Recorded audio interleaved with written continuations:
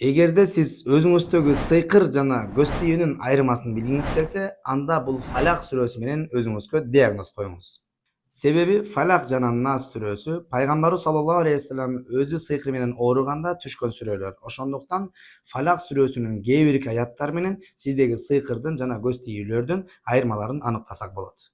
أعوذ بالله من الشيطان الرجيم بسم الله الرحمن الرحيم قل أعوذ برب الفلق من شر ما خلق ومن شر غاسق إذا وقب ومن شر النفاثات في العقد ومن شر النفاثات في العقد ومن شر النفاثات في العقد деген аятка келгенде кыйналып, эсине башыңыз ооруй турган болсо, демек бул жерде сыйкыр жөнүндө келгендиктен сиздеги сыйкыр бар экендигин билгизиши мүмкүн. Ал эми ва мин шарри хасидин иза хасада ва мин шарри хасидин иза хасада ва мин шарри хасидин иза хасада деген акыркы аятында келгенде сизде кыйналуу, баштын оорусу, эснөө сыяктуу белгилер болсо, демек бул сиздеги көз тийүүнүн